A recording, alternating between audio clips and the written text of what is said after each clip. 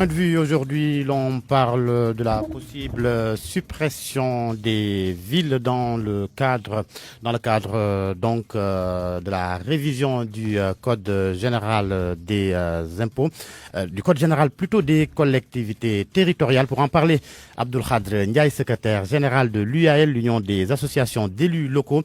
Bonjour Abdul Khadr. Oui, bonjour.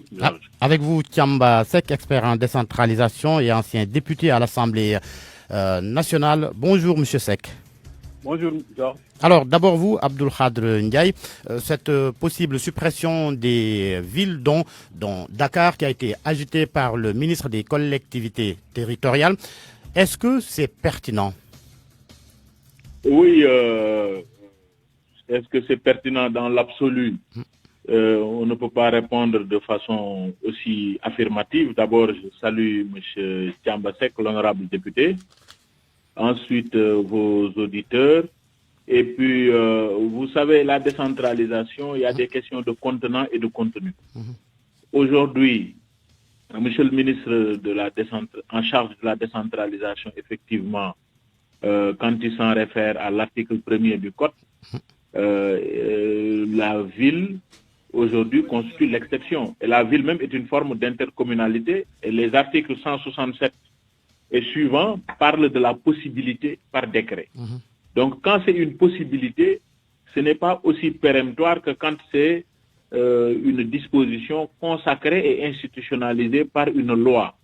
Et puisque la possibilité, elle peut être actée par décret, et compte tenu de l'héritage lourd qu'on a au niveau des villes, moi, je pense qu'il faut privilégier le débat et le dialogue sur les avancées à la fois démocratiques, mais également sur les commodités et l'élégance républicaine, mais de façon réciproque.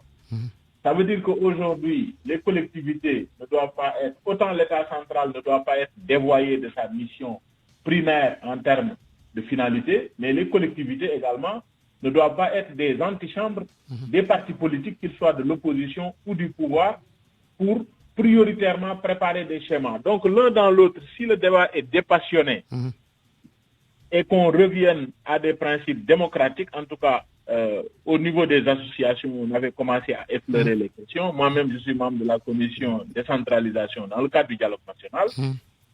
Mais l'idée qui avait été en tout cas indexée, c'est que le dialogue soit privilégié, parce qu'aujourd'hui aussi, de l'autre côté, est-ce que les villes doivent continuer d'être des lieux de privilège de ceux qui habitent les agglomérations? Bien, on revient à vous dans un instant, Abdul Khadr Ndiaye. Le temps de passer la parole à Thiamba Seck, expert en décentralisation et ancien député à l'Assemblée nationale.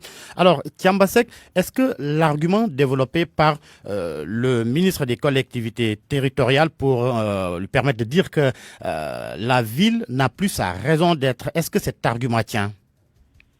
Merci, M. Georges. Contrairement à mon frère maire de Gaïa, moi je crois que l'idée n'est pas pertinente. Avant, même sur le plan technique, je crois que pour les questions de symbole et d'histoire, Dakar est la capitale du Sénégal. Je crois que Dakar est la capitale du Sénégal. Dakar faisait partie des 4 communes. Dakar est commune depuis 1887. Et pour l'histoire, M. Georges Diop, de grands-mères aussi ont servi Dakar. Je parle de Blaise Diagne.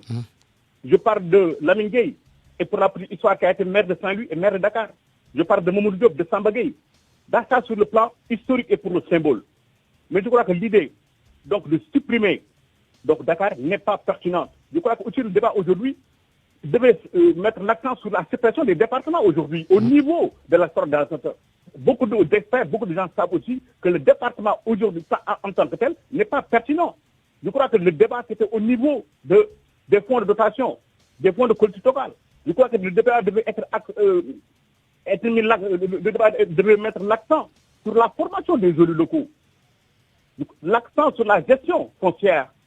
Je crois que là sont les idées pertinentes, sur lesquelles on devait s'attarder. Mais à l'heure actuelle, parler de la situation de Dakar, moi je crois que l'idée n'est pas pertinente. Personne ne pourra développer des arguments plausibles parler de la suppression de Dakar, M. Diop. Abdul Khadr, est-ce qu'il n'y a pas quelque part une logique politicienne quand on sait que la nomination du maire de Dakar par décret même était évoquée à un certain moment? Oui, vous savez, les logiques politique, moi je préfère parler des logiques politiques. Parce que si on en revient aux logiques politiciennes, l'héritage est lourd et tous les deux régimes, que ce soit du Parti socialiste et du Parti démocratique sénégalais, sont responsables du mauvais découpage administratif actuellement au Sénégal. J'étais en train de dire que la question n'est pas celle de Dakar ou de Rufisque ou de Thiès. Je rappelle que sur les 5 villes, les 3 sont dirigées au moins par des gens qui sont des personnalités imminentes dans la majorité présidentielle. Donc, c'est pas un débat sur Dakar. Dakar est la capitale, bien sûr. Oui, mais quand le régime ne contrôle pas la capitale...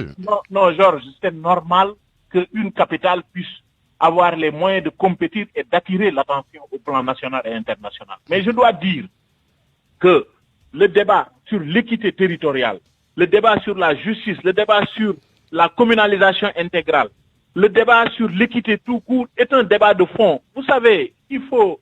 Bon, je comprends le sentimentalisme, l'histoire chargée de ces villes et l'évocation des noms de toutes ces personnalités. Mais moi, je voudrais, en tant que militant connu et reconnu dans les associations d'élus locaux et dans tous les secteurs de la décentralisation, de l'équité et de la justice territoriale, moi, j'étais en train de vous dire que le débat, il est beaucoup plus complexe. Je donne un exemple. Sur les fonds de dotation, quand vous allez dans le département de Dagana, mon département, on peut allouer à une collectivité, par exemple, une fois un citoyen, parce que l'allocation n'est pas faite sur un territoire, l'allocation est faite sur le citoyen sénégalais, parce que on doit avoir un accès égal aux ressources nationales. Si vous donnez à un citoyen du département de Dagana 2 allocations à travers la commune de son appartenance, que ce soit Richard Toll ou Dagana, et le département de Dagana, à Rufisque par exemple, ou à Thiès, vous allez donner la même allocation de l'habitant de la commune de Thiès 3 fois. Et ça, c'est une forme d'inéquité. Ça veut dire que le conseil départemental va émarger sur les fonds de dotation, la ville de Thiès va émarger sur les fonds de dotation, mais également le département de Thiès va émarger sur les fonds de dotation. Donc, parfait. Je pense qu'il y a un travail scientifique qui a été fait sur d'autres sujets, y compris sur la contribution économique locale. Par exemple, il y a eu cette grande réforme de la CEL, la contribution économique locale, qui permet aujourd'hui à toutes les communes de retrouver leur dignité. Maintenant, moi, ce que je voudrais dire, très rapidement, en gros, sur cette question, c'est qu'il faut, qu'on puisse dépassionner le débat. 2, je pense que le département de Dakar, si jamais la réforme, si jamais il y a un consensus sur cette question, et qu'on tienne compte de l'histoire et de l'héritage. Mais je pense qu'il faut qu'on ait l'habitude et la culture de pouvoir privilégier le dialogue sur ces questions, en attendant que les associations puissent se réunir et puissent prendre position clairement sur cette question. Mais je pense que il ne faut pas vraiment aller trop vite en besogne. Merci, on vous a bien compris. Abdoul Khadr Ndiaye, secrétaire général de l'UAL, l'Union des associations d'élus locaux. On termine avec Thiamba Seck très rapidement. Monsieur Seck, ne faudrait-il pas penser à réformer les villes et non les supprimer? Non, je crois que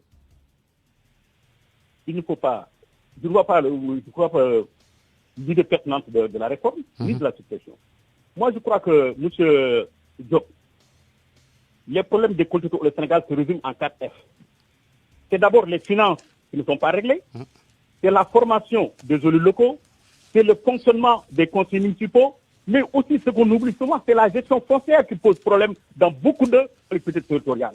Je crois que ce sont les questions importantes de la décentralisation. Ce sont les questions prioritaires. Si les fonds de décentralisation sont insuffisants, si les fonds de développement des collectivités sont insuffisants, mais il n'y a pas de politique de mobilisation des ressources au niveau de beaucoup de communes. Les élus locaux ne sont pas formés et il n'y a pas de ressources humaines de qualité dans nos politiques territoriales. Je crois que le débat devait être axé sur ces problèmes et non pas de la suppression ou de la réforme. Je crois que les gens ont assez réfléchi. Le Sénégal a une longue tradition.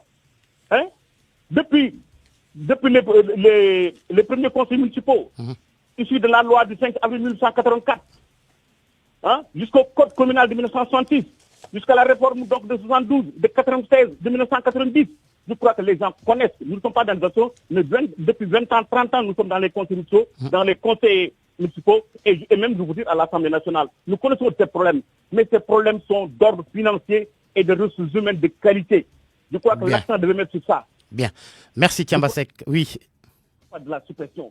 Je crois que si on parle de suppression aujourd'hui, on devait supprimer le département dans l'acte 3 de la génération qui n'est pas pertinent, monsieur Diop. Je crois que la réflexion devait être active. Aujourd'hui, il n'y a plus de région. Merci.